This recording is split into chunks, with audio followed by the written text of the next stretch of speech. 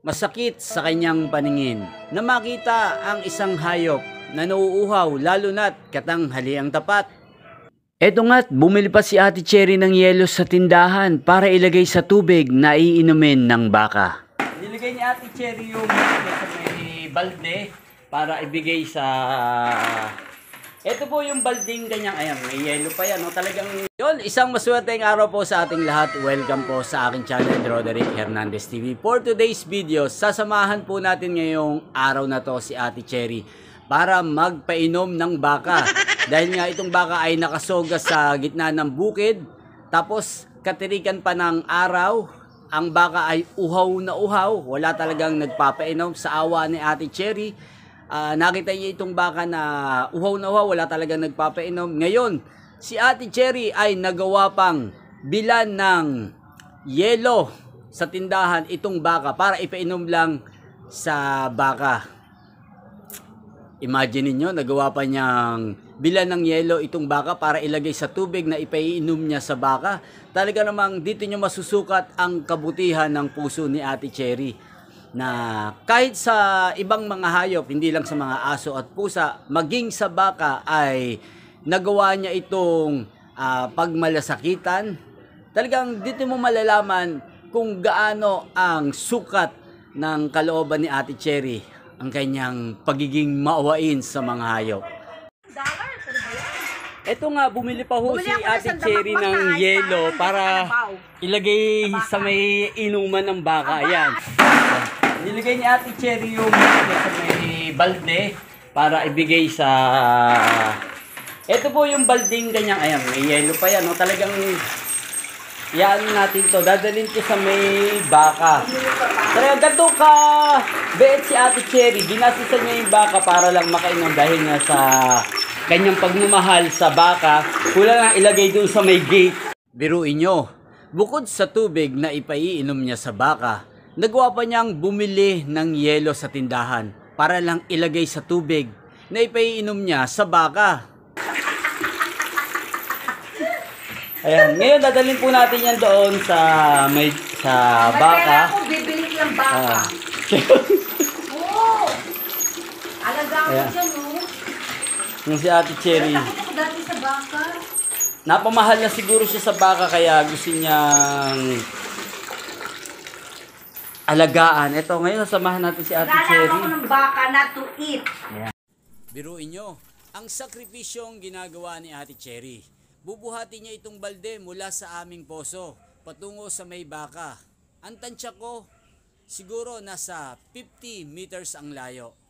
Ganon ang sakripisyong ginagawa niya para maipainom lang ang bakang ito na nauuhaw. Ito po kaya talaga kung paano niya ginagawang... 5,000? Ginagawa yung kaya... Sako, sweldo mo 5,000. Passion! Eto ngayon. Ngayon po yan, narito na po tayo. Sinasamahan po muli natin siya sa pagdadala ng tubig sa may baka. Ako po kasi naghahawak ng camera. Ayun si Ate Cherry. Nakita niyo naman, pursigido po si Ate Cherry na dala ng tubig ang uhaw na baka. Talagang naghihintay po ang baka kasi nga sa kauhawan. Parang nananabik pa nga itong baka na makita si Ate Cherry araw-araw kasi lagi nga pong nakatanaw dito yung... Malayo pa lang, tanaw na ng baka ang anino ni Ate Cherry. Pakiramdam tuloy ng baka, dumating na ang taong puputol ng kanyang pagkauhaw sa araw-araw. May yelo po kasi, kaya gusto ng... Sarapan siya sa yelo. Hintayin mo na. Nang inom niya. Oo, sarap po na... Ayun, tignan niyo, masarap yung baka. Ganun na lang ang pagkamangha ni Madam nang makita niyang halos maubos-ubos na ang ibinigay niyang tubig. Si Ate Cherry naman nasisihan ng kanyang damdamin dahil nga yung uhaw na baka ay nabigyan niya ng kasiyahan dahil sa kalagitnaan ng init. Tirik na tirik po ang araw. Ayan, nakikita niyo po.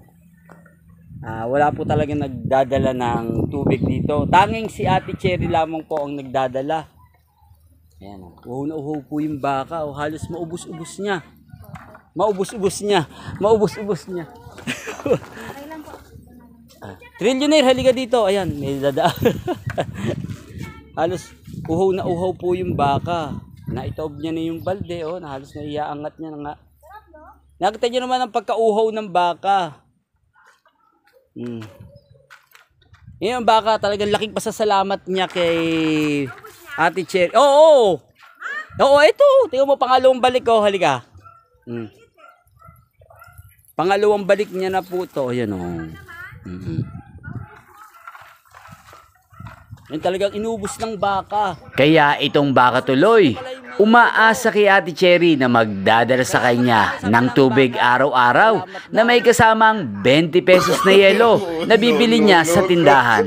Oo, makalanghap ng may yelo. Ganun kasosyalin tong baka, oh. Kasosyalin. Kasosyalin, oh. Dinidila-dilaan pa tayo, oh. Kasosyalin, oh. Inumin mo na yan, bilis.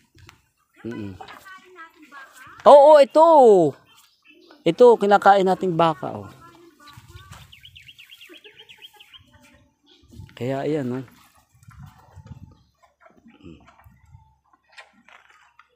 Ubus na ubos. Ayan, oh. Tingnan mo, oh. Ubus na ubos. Talagang gustong-gusto niya.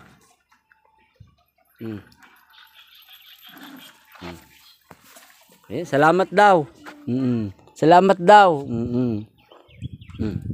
Bilis, ah. Wala na, ito po yung natira. Oh, wala na po. Ibig sabihin okay na daw. Ayan na. Oo. Ito. Okay ka na, baka. Dito. Oo, ilan na lang natira, oh. Oo, umano. Na lang yung natira.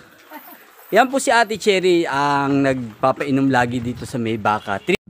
Ayan, inyo pong napanood ang pagdadala ni Ate Cherry ng tubig sa bakang nauuhaw. Alam nyo, sa panahon ngayon, bibihira na lang po ang gumagawa ng ganito kahit hindi nila pag-aari ang isang hayop tulad ng baka na nauuhaw, ay may tao pa rin palang nagkusa na dala ng tubig ito dahil nga siguro sa kabusilakan ng kanilang puso, para bang dinudurog ang kanilang puso kapag nakikita nila ang hayop katulad ng baka na nauuhaw, para bang kinukurot ang kanyang puso o ang kanyang damdamin dahil sa awa, kahit mainit ay dinadala niya. Bibihira na lang po ang mga ganyang tao sa ngayon. Kaya hanga ako kay Ate Cherry sa kanyang pagiging maawain sa mga hayop. Yan, sana dumami pa ang mga katulad niyang mapagmahal din sa mga hayop. Sana hindi lang sa mga hayop, pati na rin po sa tao. Yan, maraming salamat po sa panonood nyo sa aking channel, Roderick Hernandez TV. Magkita-kita pong muli tayo sa susunod kong mga video. Thank you for watching.